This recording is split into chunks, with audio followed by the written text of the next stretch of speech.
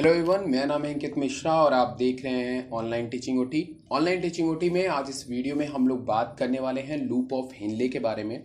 Loop of Henle में क्या होता है कि हमारा जो बेसिकली जो भी यूरिन होता है वो जब फिल्टर होकर के प्रॉक्सिमल कॉन्वोल्यूटेड ट्यूब्यूल से आता है तो वो पहुंचता है हमारे लूप ऑफ हेनले में। अब ये जो लूप ऑफ हेनले होता है इसके अंदर हम लोग बात करेंगे कि किस तरीके से जो हमारी असेंडिंग लूप होती है या असेंडिंग लिम्स होती है और जो हमारी डिसेंडिंग लिम्स होती है उसमें कौन कौन सी चीज़ें जो हैं वो ट्रांसपोर्ट होती हैं और कौन कौन सी चीज़ें जो हैं ट्रांसपोर्ट हो रही हैं तो क्यों हो रही हैं। अभी आपके सामने ये जो डायग्राम खुला हुआ है यहाँ पे हम लोग बात करने वाले हैं हाइपरटोनिक और हाइपोटोनिक के बारे में, क्योंकि लूप ऑफ हेनले के अंदर हम लोग इस प्रोसीजर्स को फॉलो होते हुए देखेंगे और इसी सारी चीज़ों से चीज़ों को हम लिंक करेंगे।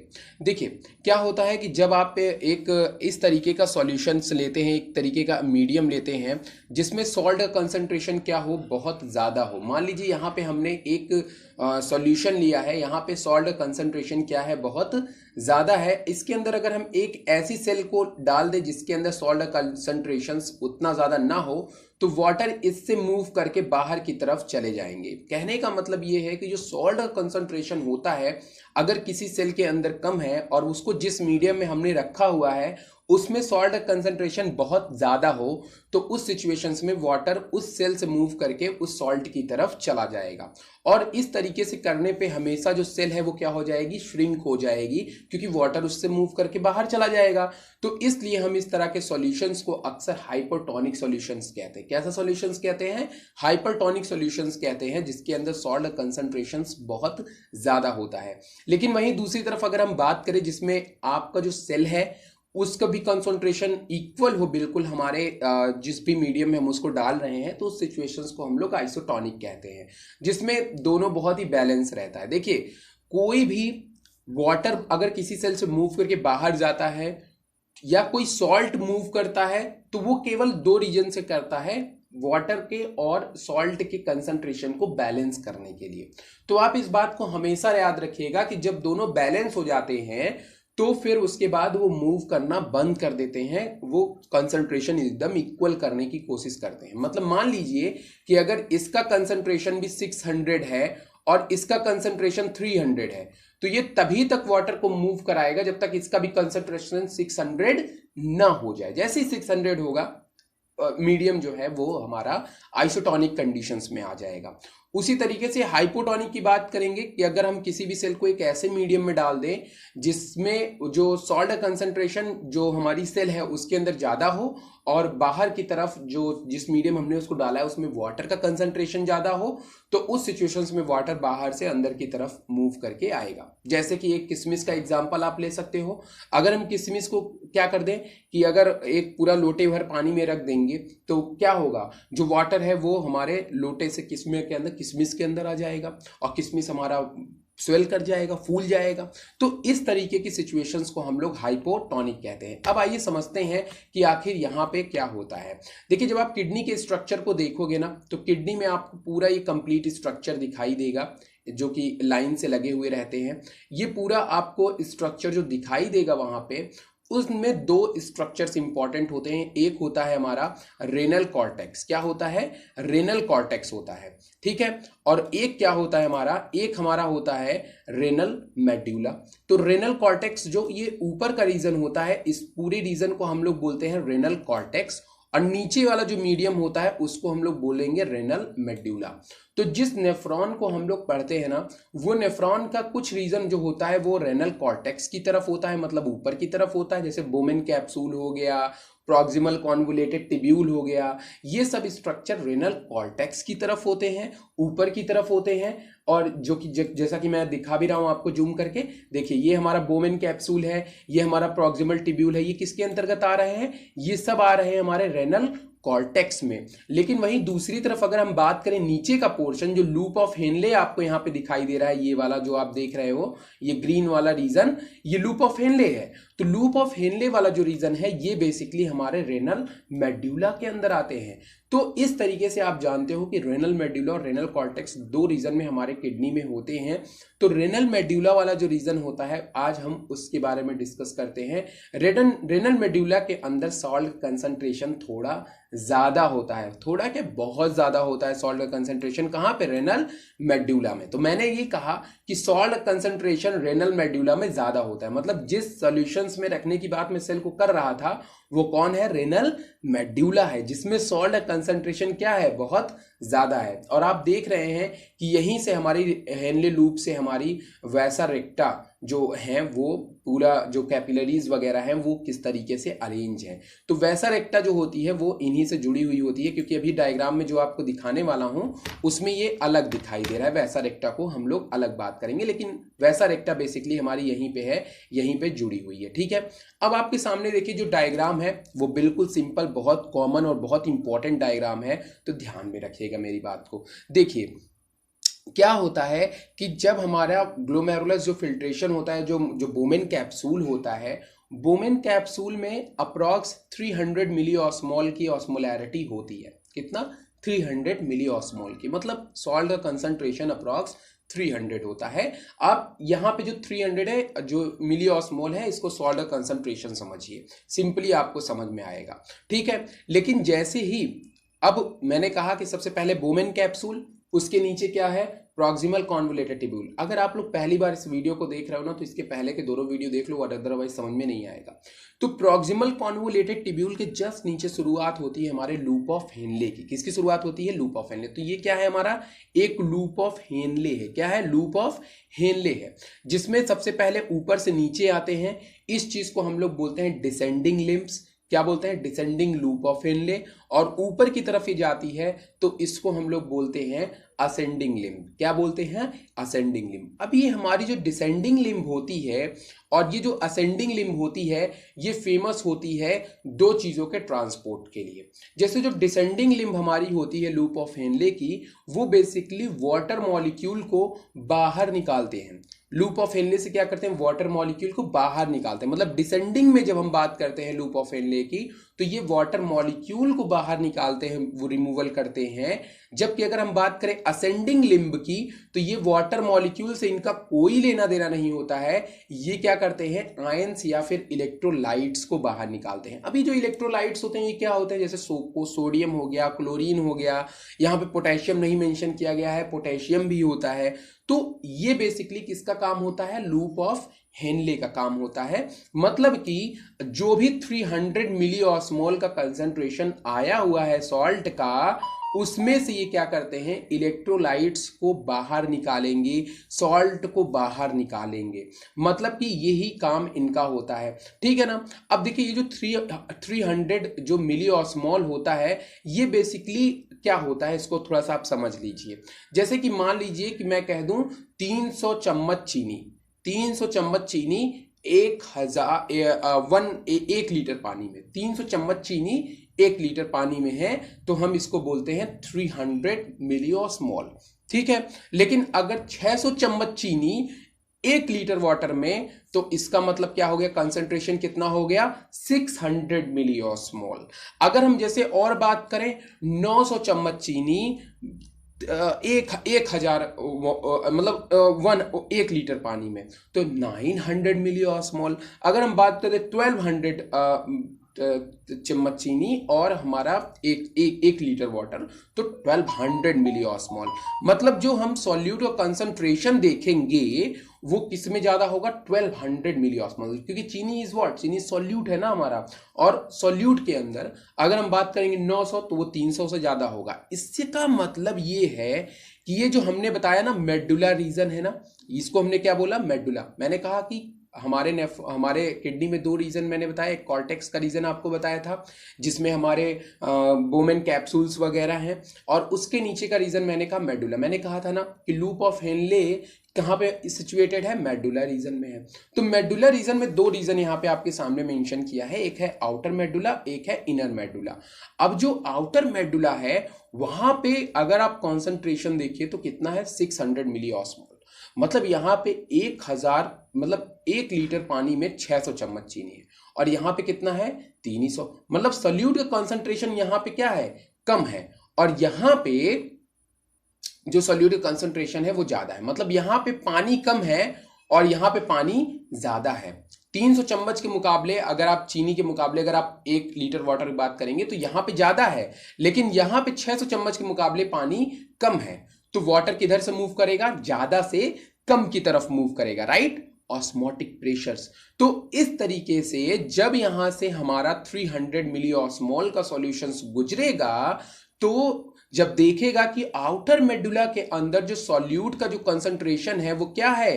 ज्यादा है, तो वाटर मूव करेगा यहां पे हमारे हेनले लूप से किधर की तरफ? आउटर मेडुला की तरफ। इसीलिए लूप ऑफ हेनले का जो डिसेंडिंग लूप होता है वो वाटर मॉलिक्यूल का रिमूवल करता है ताकि ये भी 300 से किस में कन्वर्ट हो जाए? 600 में कन्वर्ट हो जाए, बैलेंस हो जाए, चीजें क्या हो जाए? बैलेंस हो जाए। क्योंकि अब जब ये एक बार क्या करेगा कि वाटर को रिमूव कर देगा तो अब यहां पे वाटर का कंसंट्रेशन कम हो जाएगा और सॉल्यूट का कंसंट्रेशन जो है वो बना रहेगा, क्योंकि यहां पे सॉल्ट बाहर नहीं निकलता है। क्योंकि ये जो डिसेंडिंग लूप होती है ये सॉल्ट के प्रति इम्परमिएबल होती है लेकिन वाटर के प्रति परमिएबल होती है। तो अब ये कितना हो गया कंसंट्रेशन? 600 हो गया। क्यों? क्योंकि इसने वाटर का रिमूवल कर दिया। लेकिन जैसे ये और नीचे आता है देखता है अरे नीचे तो कंसंट्रेशन सॉल्ट का और ज्यादा, मतलब मान लीजिए यहां पे 800 मिली ऑस्मोल है, मतलब यहां पे 800 चम्मच चीनी हो गया। तो अब ये और ज्यादा डाइल्यूट अपने आप को फील कर रहा है, तो ये क्या करेगा? अपने और वाटर मॉलिक्यूल को बाहर भेज देगा। तो जब ये और वाटर मॉलिक्यूल को बाहर भेजेगा तो जो सॉल्ट कंसंट्रेशन है वो दोबारा यहां पे क्या हो जाएगा? बैलेंस हो जाएगा। ये भी कितना हो जाएगा? 800 हो जाएगा। लेकिन जब ये थोड़ा और नीचे आएगा तो देखेगा अरे यहां पे तो 1200 मिली ऑस्मोल, मतलब यहां पे सॉल्यूट का कंसंट्रेशन बहुत ज्यादा है। तो ये भी क्या करेगा? और ज्यादा वाटर रिमूव करेगा और ये भी अपने कंसंट्रेशन को 1200 के आसपास में ला देगा। तो मतलब कंसंट्रेशंस को बैलेंस करने के लिए इसने क्या किया? वाटर मॉलिक्यूल का रिमूवल किया। क्या किया? वाटर मॉलिक्यूल का रिमूवल किया। और वाटर मॉलिक्यूल के रिमूवल से जो सॉल्ट का कंसंट्रेशन हमारे हेनले लूप में है वो अप्रॉक्स 1200 पहुंच गया, जो कि हमारे इन मेडुला से इक्वल में था। ठीक है। अब लेकिन यहां के बाद शुरुआत होती है असेंडिंग लूप की। किसकी शुरुआत होती है? असेंडिंग लूप की। असेंडिंग लूप की एक खास बात यह होती है कि जो असेंडिंग, देखिए ये है हाइपरटोनिक सॉल्यूशंस। कैसा सॉल्यूशंस था? हाइपरटोनिक सॉल्यूशंस था। और ये जो वाटर ट्रांसपोर्ट हो रहा है ये वाटर ट्रांसपोर्ट होता है एक्वापोरिन चैनल, क्योंकि यहां पे एक्वापोरिन चैनल पाए जाते हैं, एक्वापोरिन 1, जो कि वाटर मॉलिक्यूल को बाहर परमिएबिलिटी प्रोवाइड कराते हैं, मतलब बाहर निकालने में मदद करते हैं। और डिसेंडिंग लूप की खास बात क्या थी कि ये वाटर मॉलिक्यूल को तो ट्रांसपोर्ट करता है लेकिन इनके आयन से इनका कोई भी लेना देना नहीं होता है, मतलब आयंस को ये अंदर नहीं आने देते हैं। अब आप कहोगे सर ये इनर मेडुला के अंदर कंसंट्रेशन कैसे ज्यादा हो रहा है?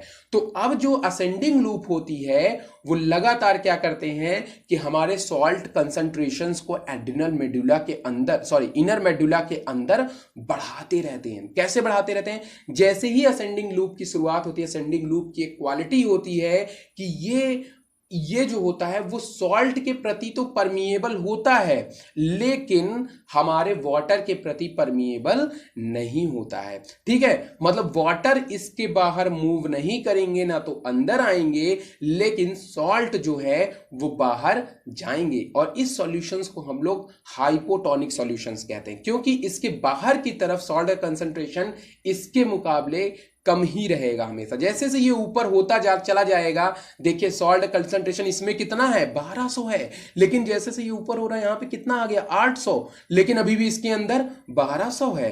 ठीक है ना, समझ रहे हैं कि नहीं मेरी बात? इसके अंदर अभी भी 1200 है ना। तो ये क्या करेगा? अब इसको सॉल्ट को यहां से यहां पे मेंटेन करना होगा, तो ये क्या करेगा? सॉल्ट को, अपने सॉल्ट को, मतलब सोडियम और जो क्लोरीन होते हैं उसको चैनल्स के थ्रू क्या कर देगा? बाहर कर देगा। सोडियम चैनल और क्लोरीन चैनल्स के थ्रू क्या कर देगा? बाहर कर देगा, ताकि दोबारा वो 800 में कन्वर्ट हो जाए। तो अब दोबारा यहां पे कंसंट्रेशन कितना हो गया? 800, और ऊपर जाएगा तो 600। लेकिन जब ये 600 के पास पहुंच जाएगा और ये और ऊपर जाएगा तो इसका कंसंट्रेशन इसके बिल्कुल इक्वल हो जाएगा, और इक्वल होने पे मैंने बोला था कि कोई भी एक्सचेंज नहीं होगा। मतलब सॉल्ट लगातार बाहर निकलता रहेगा तो कंसंट्रेशन क्या हो, मिली ऑस्मोलिटी क्या हो जाएगी, कम होती चली जाएगी। यही तो बात मैंने किया था ना कि जैसे से हम ऊपर जा रहे हैं आउटर मेडुला की तरफ, ऊपर की तरफ तो कंसंट्रेशन सॉल्ट क्या है, लो है ना, लो सॉल्ट कंसंट्रेशन है ना, और नीचे की तरफ क्या है, हाई है। अब ये हाई कंसंट्रेशन क्यों हुआ पता हुआ, क्योंकि यहां से क्लोरीन NaCl क्या हो रही है, बाहर निकल रही है ना असेंडिंग लूप से, जिसके कारण जो हमारा इनर मेडुला था उसके अंदर सॉल्ट कंसंट्रेशन क्या हो गया, इंक्रीज होता रहा। क्या होता रहा, इंक्रीज होता रहा। और यहां पे आप देखिए वाटर बाहर निकल रहा है और यहां पे हमारा जो इलेक्ट्रोलाइट है वो बाहर निकल रहा है, जिससे एक ग्रेडियंट बन रहा है। इसी चीज को हम लोग बोलते हैं counter current multiplier mechanism. Counter current multiplier mechanism, जिसमें हमारा वाटर मॉलिक्यूल एक तरफ बाहर निकल रहा है, जिससे सॉल्ट कंसंट्रेशन ये हेनले लूप के अंदर बढ़ रहा है, और असेंडिंग लूप में सॉल्टी जो है वो बाहर निकल रहा है, जिससे जो वाटर का कंसंट्रेशन, जो हमारे जो आयंस का कंसंट्रेशन है वो लूप ऑफ हेनले के अंदर कम हो रहा है। तो इस तरीके से डिसेंडिंग लूप के अंदर वाटर मॉलिक्यूल ट्रांसपोर्ट होता है थ्रू एक्वापोरिंग चैनल, ताकि वो अपने कंसंट्रेशंस को मेडुला से जो है वो क्या कर सके, इक्वल कर सके। लेकिन वहीं दूसरी तरफ जब मेडुला के अंदर कंसंट्रेशन ऊपर जाते हुए कम होता चला जा रहा है, तो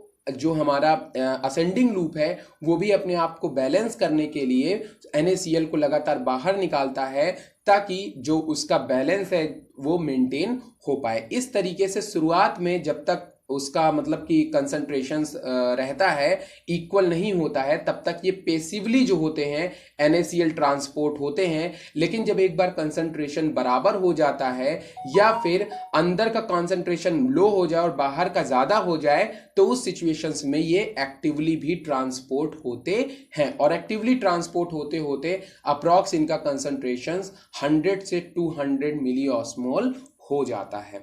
तो ये चीज जो थी, यही चीज आपको ध्यान में रखना है, क्योंकि अब इसके आगे हम लोग बात करेंगे डिस्टल कॉन्वोल्यूटेड टिब्यूल की।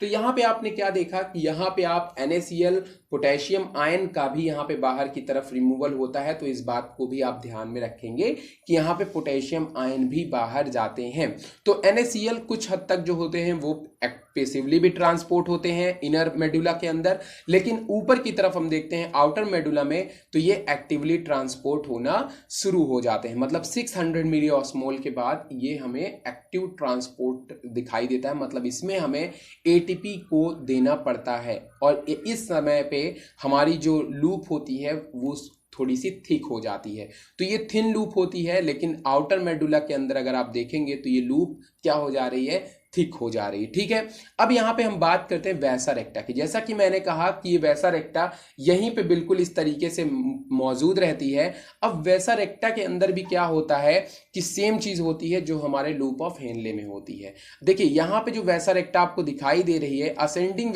वैसा रेक्टा जो होती है वो बेसिकली ब्लू कलर की होती है। मतलब इसके अंदर ऑक्सीजन की कमी होती है, लो ऑक्सीजन होता है। जबकि अगर हम डिसेंडिंग वैसा रेक्टा की बात करेंगे तो इसमें ऑक्सीजन लेवल होता है।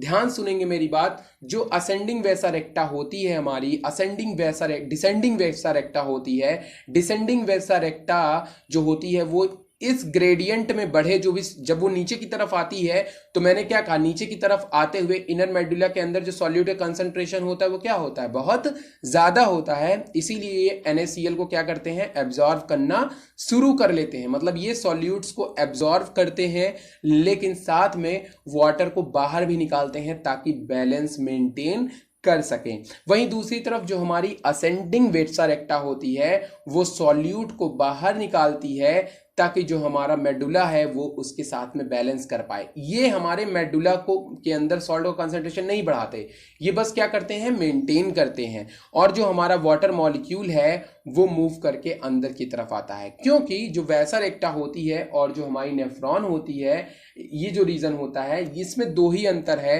कि जो हेनले लूप है, जो लूप ऑफ हेनले है वो वाटर मॉलिक्यूल को बाहर निकालती है लेकिन सॉल्ट को एब्जॉर्व नहीं करती है डिसेंडिंग लूप। और जो हमारी असेंडिंग लूप होती है वो वाटर मॉलिक्यूल से मतलब नहीं होता है, वो बस सॉल्ट को ही बाहर निकालती है। पर जो हमारी वेसा रेक्टा होती है वो हमारी हर चीज को बाहर निकालती है। साथ में ये सॉल्यूट्स के साथ में ऑक्सीजन का भी रिमूवल करते हैं, जिसके कारण इनमें असेंडिंग जो वेसा रेक्टा होती है उसमें वाटर का जिसमें ऑक्सीजन का जो कंसंट्रेशन है वो लो हो जाता है, जिसके कारण ये आपको डायग्राम में ब्लू कलर्स की अपीयर होती हैं, जैसा कि आपको इस डायग्राम में मैंने दिखाया हुआ था। देखिए यहाँ पे, ये देखिए, ये हमारी असेंडिंग वेसा रेक्टा होती हैं, डिसेंडिंग वेसा रेक्टा होती हैं, और ये हमारी असेंडिंग वेसा रेक्टा होती हैं। देखिए, जो कि आगे जाकर के डिस्टल कॉन्वोल्यूटेड ट्यूब्यूल और फिर हमारे कलेक्टिंग डक्ट में यहाँ पे दिखाई दे रही हैं। ठीक है, तो इस बात को आप ध्यान में रखेंगे कि वेसा रेक्टा वही जो हमारी कैपिलरीज हैं वो हैं। इसको अलग से दिखाया गया, लेकिन ये जस्ट यहीं पे होती हैं, इनसे जुड़ी हुई होती हैं,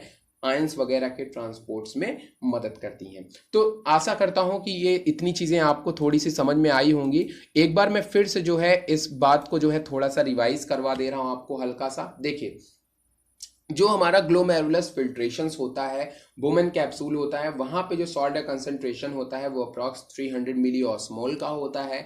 मतलब 300 मिली ऑस्मोल का मतलब मैंने कहा कि उसमें सॉल्यूट का कंसंट्रेशन काफ़ी कम है, ठीक है ना। और 300 वहां पे भी होता है प्रॉक्सिमल कॉन्वोल्यूटेड ट्यूब्यूल में, 300 बोमेन कैप्सूल में भी होता है। तो इस तरीके से एक आइसोटोनिक सॉल्यूशंस बनता है, उससे कोई भी लेना देना नहीं है, ठीक है ना। अब ये जो आपका 300 मिली ऑस्मोल का जो कंसंट्रेशन होता है, जब वो आता है आपका लूप ऑफ हेनले में, तो लूप ऑफ हेनले होता है हमारा मेडुला में। कहां पे होता है? मेडुला के अंदर जो सॉल्ट कंसंट्रेशन है वो तकरीबन 600 होता है। अब दोनों की जो सॉल्ट कंसंट्रेशन है, इसका 600 और इसका 300, दोनों में काफी अंतर है। तो ये क्या करेगा? एक दूसरे से बैलेंस करेगा। तो मैंने कहा कि 600 का मतलब इसमें चीनी ज्यादा है और इसमें चीनी कम है।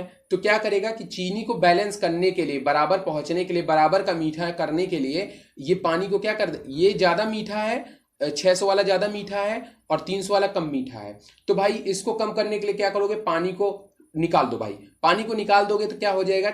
फिर ये भी तो मीठा हो जाएगा ना। तो इसने क्या किया? पानी को निकालना शुरू कर दिया और पानी को निकाल करके इसके बराबर की मिली ऑस्मोलिटी ले ली। ठीक है, मिली ऑस्मोल हो गया, इसके बराबर का कंसंट्रेशन हो गया। और जब और नीचे आया तकरीबन, तो फिर देखा अरे यार ये तो और मीठा हो गया, तो इसने और पानी निकाल दिया। तो मतलब टोटल 1200 ये था, तो 1200 इसने खुद को भी किया, क्योंकि मेंटेन करते हैं ये। अब ऐसा करने से क्या हो गया कि वाटर कंसंट्रेशन छोड़ो, इसके अंदर अब सॉल्ट कंसंट्रेशन बहुत ज्यादा हो गया। अब ये NaCl बढ़ने के कारण भाई बढ़ा नहीं, बस ये कॉन्सेंट्रेटेड हो गया। तो अब ये क्या किया कि अब NaCl को बाहर निकालेगा, क्योंकि इसका बैलेंस ज्यादा हो गया। तो इस तरीके से धीरे धीरे जब ये NaCl को बाहर निकालता है तो इसकी ऑस्मोलैरिटी क्या हो जाती है? कम हो जाती है। तो ऊपर से नीचे डिसेंडिंग में ऑस्मोलैरिटी बढ़ती है और ऊपर तरफ जाने पे ऑस्मोलैरिटी घटती है। इस बात को ध्यान में रखेंगे। तो ये हाइपोटोनिक सॉल्यूशंस होता है और ये हमारा हाइपोटोनिक सॉल्यूशंस होता है। जैसा कि मैंने कहा, हाइपरटोनिक में वाटर क्या करेगा? अब ये सेल है और ये बाहर का मीडियम है, तो मैंने हाइपोटोनिक में क्या कहा था? सेल से वाटर बाहर मूव करेगा। और हाइपोटोनिक में क्या कहा था? या तो वाटर मूव करेगा, और वाटर नहीं मूव करता तो सॉल्ट यहां से मूव करेगा, ताकि इसके अंदर वाटर का बैलेंस बाहर से बन पाए। क्योंकि अगर इसके अंदर ये सॉल्ट को बाहर नहीं निकालेगा तो ऊपर की तरफ जब यूरिन आपकी ऊपर की तरफ जाएगी तो यहाँ पे तो हाइयर, यहाँ पे वाटर ज्यादा हो जाएगा ना। यहाँ पे वाटर ज्यादा है और यहाँ पे वाटर कम है, तो उसको करने के लिए क्या करना पड़ेगा? बैलेंस करने के लिए सॉल्ट को थोड़ा सा इसको दे देगा, जिससे दोनों में वाटर का कंसंट्रेशन बन पाए। अगर नहीं समझ में आ रहा है ना, तो मतलब प्रॉब्लम आपके ऑस्मोसिस को समझने में है। थोड़ा सा ऑस्मोसिस की वीडियोस हैं, आप उनको भी देख लीजिएगा। बाकी ये हमारी वैसा रेक्टा है जो कि बिल्कुल इन्हीं की तरह काम करती हैं। अगर जब ये भाई वाटर को रिमूव कर देंगी तो ये हमारी वाटर को एब्जॉर्ब भी करेंगी, वहीं से जो भी सॉल्यूशंस है हमारा मेडुला है वहां से एब्जॉर्ब कर लेंगी। ठीक है, तो आशा है आपको ये वीडियो पसंद आया हुआ है। और जैसे से आप ध्यान में रखिएगा कि हमारे यूरिन का कंसंट्रेशन जब इनर मेडुला की तरफ आते हैं तो उस सिचुएशंस में हमारा यूरिन बहुत कॉन्सेंट्रेटेड हो जाता है, क्योंकि सॉल्ट का अमाउंट बहुत ज़्यादा होता है। इसीलिए यहाँ का जो कलर होता है मेडुला का, वो आपको थोड़ा सा डार्कर दिखाई देता है आउटर मेडुला के मुकाबले। आशा है आपको वीडियो पसंद है। पसंद लाइक करिएगा, शेयर करिएगा, सब्सक्राइब करिएगा। और नेक्स्ट वीडियो हम बात करेंगे डिस्टल कॉन्वोल्यूटेड ट्यूब्यूल की, जहां पे ये 100 मिली ऑस्मोल को ध्यान में रखिएगा। ठीक है, और यहाँ पे आप बेसिकली जैसा कि मैंने एक चीज़ और बताया कि जो H2 है उसके लिए एक्वापोरिन चैनल्स होते हैं, एक्वापोरिन 1, इस बात को भी ध्यान में रखिएगा। Thank you very much.